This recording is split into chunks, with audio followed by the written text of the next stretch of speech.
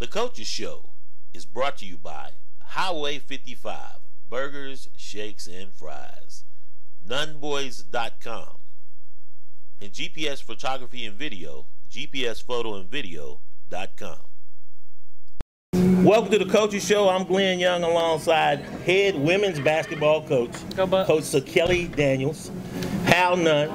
Once again, the Coaches Show is brought to you by Highway 55, Burgers, Shakes, and Fries, Nunboys.com, embroidery, marketing, t-shirts, GPS Photography and Video, GPSPhotoandVideo.com. Welcome back to the second segment. We just finished up with Coach Kwame Patterson, the men's basketball coach.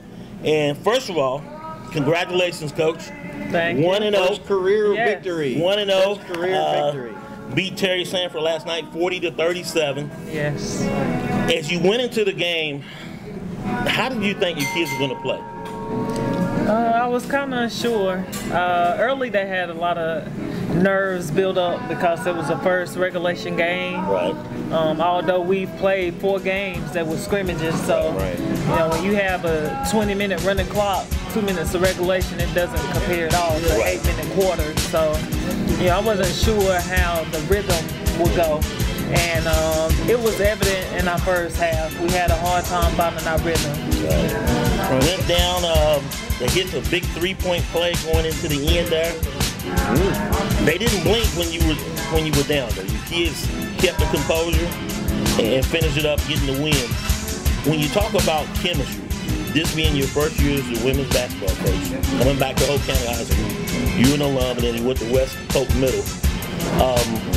They got to have chemistry with you, but talk about the chemistry that you have with them, as well as them as a team with each other. Do you see that coming on this early? Very much so, because I try to be involved with them not only on the court but in the classroom. Right. You know, I try to just make sure that they see me. You know, checking on them in the classroom, in the classroom. You know, getting out when they're changing classes just to speak or put an eye on them, and I think that helps the expectations stay high.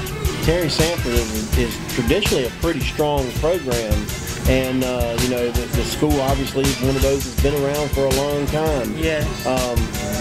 And I know in the past they've struggled with Terry Sanford. So what does this do for your season? Does this give you a stepping stone, something that you can build on and tell these girls, look, this is a traditional power, but we're here to win some ball games, and you can do it. You proved it tonight. Is that what you told them after the game? Or? Oh yeah, very much so. You know, I told them that Terry Sanford, the win definitely was not an easy win, and that the game would be a chance for us to figure out where our bar is set.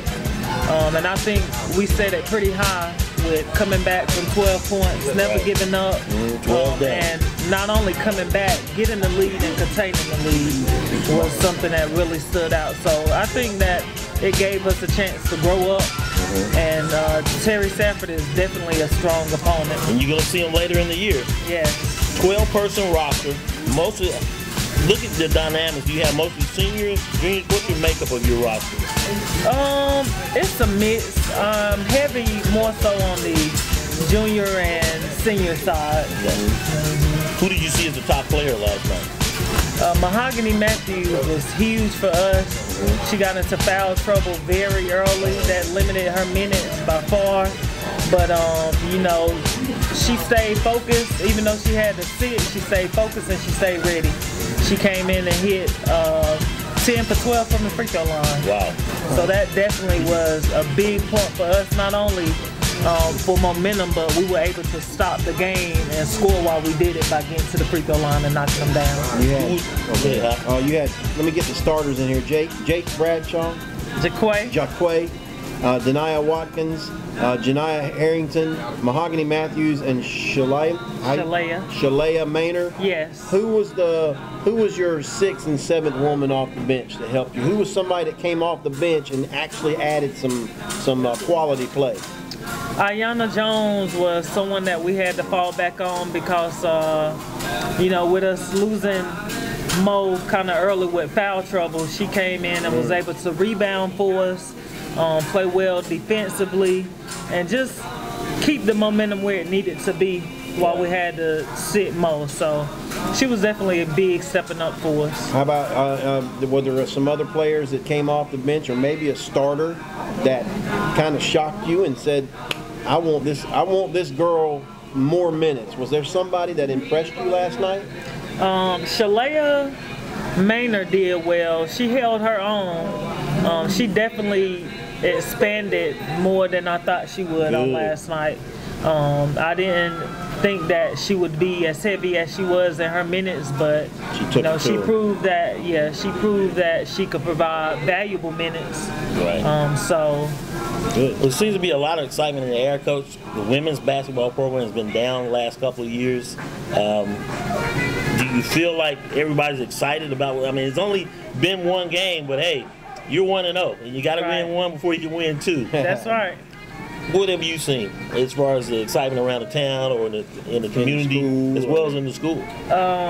Everyone, I think, is excited. You know, they're talking about the games. The students are asking about the games. The teachers and administration are asking about the games. And when they do, they're cheerful about it. Right. You know, and they're always looking for what's up next. How'd you do? Okay, what's up next? So yeah, what have you done for me lately? But that's good. I'm glad to see that. When we come back, Coach, we're going to talk a little bit about 71st as you're going down the road here, along with the men's basketball club. We'll be right back after this. Welcome back to the Coaches Show. Once again, we're at Highway 55, and we're talking to head women's basketball coach, Sakelly Daniels. Coach, 1-0, but tomorrow night you go to 71st. Along with the boys. Tip-off is at 6 p.m. Yes. What do you see in this team? What challenges do you think they'll present? It'll be a dogfight. It always is. Historically, they always had a good men's and women's basketball program. Do you see, do they play like a man? Do they play like a zone? What's their strengths? I think it'll be athleticism. Okay. Probably a lot of man. Probably pressing a little bit and trying to run. They got some three-point shooters? Are they strong from the foul line as well?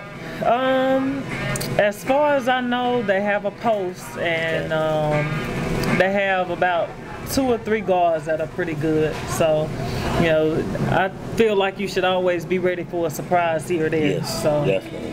Well, the 71st, I can't remember the coach's name. Is it Dee or she's been there forever, and they've been to the playoffs a lot. Almost every year they're making the playoffs. When you go to 71st to play, what is the atmosphere like? You played against 71st back when they were in our conference. Yes. What is the atmosphere when it's a Hoke 71st game? It is like a playoff atmosphere. It is. Because you have supporters on both sides. You know, here recently they sell out. Right. Basically. Schools are what, 12, 13 miles away from each other? County line right down battle. 401. Right. Yeah. It's called the Rayford Road rivalry. Well, I Same guess colors. coming back. Yes. Although we had them the first. Red, black, and white. There, What has been you know, every time you get a new coach in the league, I used to ask Coach Parrish the same thing when Richmond got a new coach this year, and of course Lumberton and those guys as well. What's been the response from the other coaches when they found out you were coming over to be the head women's basketball coach at Hoke? I was well received because I was well received because I played against. I mean, I've even played against. Yeah, so they some of the coaches. Yeah, so that's been kind of funny coming back and coaching against who I once played against. Right. So I think that they'll know a little bit of my strategy. Looking ahead, Coach, you got Pine Forest on Friday night and then Southview on Tuesday. Talk about those 2 games. I think it'll be very important for us to close out for the holiday on a good note.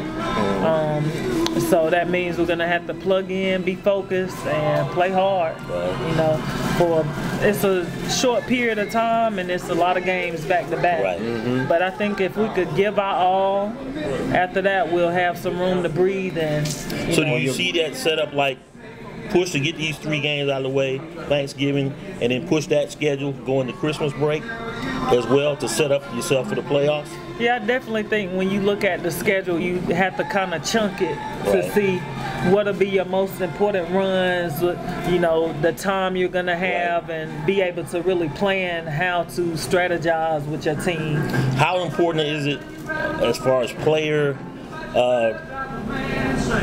endurance, I guess, because 23 games is a long season. How hard is it to keep their focus through the holidays? Because that's sort of a different challenge as well as you go forward. I think it's best to use as much of the bench as possible. Right. So making every player play their part. Right. You know, no player has a chance to relax. And I think that'll help us to not feel the pain of so many games. Right. If we could spread it out a little bit amongst our team, then I think we'll fare well. You last year they had a 9-14 overall record, a 4-6 conference record. Have you told the girls that this is our goal? We need to better our record this year? We need to try to make the playoffs, win the conference. Have you told them a goal that they need to accomplish this year? Right now, all the goals that we've set have been game-like goals because game by game. Right, I don't want to overwhelm them, and the obstacles are right in front of us every game that we play. Of course, when we get closer to the middle of the season and getting closer to our conference, you know, we'll make that priority and the level of importance to be higher. But you know, I just give them a constant reminder that we have to take the point now up until January very serious, so that when we do get ready to go into conference play, we'll have everything on our belt that we need from this playing experience that we're getting. Talking to Coach Patterson earlier, you can have a roster up to 15. He likes playing with 12. You have a 12-person roster. Yes. Do you feel that way as well, or would you like to have more players? And not just bodies, players. If the athletes are able, right, numbers are great. But I think having 12, you know, makes it manageable. Something's burning in the kitchen. I guess they got it, though. No, that's steaming. Highway 55, burgers, shakes, and fries. Y'all good back there? You good? All right, go ahead, Coach. Yeah, so having 12 players keeps it very manageable. Now, you are the head women's basketball coach over the entire women's basketball program. You have a freshman team and a JV team. Who are your JV coaches? What's it been like as you look in on those guys and they're playing? Because when you're on one side of the town, they're on the other side of the town playing. Well, I've been able to, actually last night was a good thing because the JV played with us, right. So I was able to peep in a little bit on their game, and that was a big win for them. You know, they won just as well. Reestablishing, having a new coach and Coach Averett, which is a teacher at East Hope Middle School. Right. You know, I think that was very big for him because the rapport he has with his players is practice time. Right. That's it. You know, he doesn't have the opportunity to get with them on campus and things like that. So I think that was huge.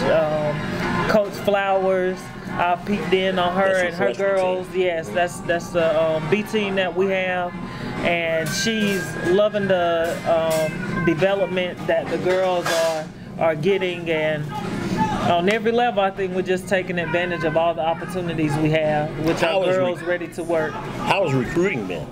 You know, we got a women's basketball program, we got a new coach.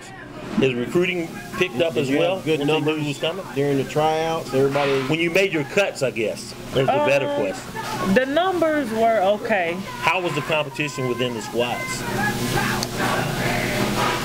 The playing level it didn't drop off much. Right. You obviously could see more maturity on one end versus the other, but as far as the girls being capable of learning, almost every player that we have in our program can develop to be a great player. They're coachable. Yes. I just want to say good luck this season. I think it's exciting. People are glad to have you here. I mean, I've been talking to you since 02, 03, and I'm just looking forward to see the excitement back in women's basketball. Coach, thanks for sitting down with us. As I told Coach Patterson, if we don't have a coach, we don't have a coach's show. That's right. Coach Sakelly Daniels, head women's basketball coach. Once again, this show is brought to you by Highway 55, nunboys.com, GPS Photography and Video, GPSPhotoandVideo.com. Join us next week. We'll be right here at Highway 55 for the Coaches Show.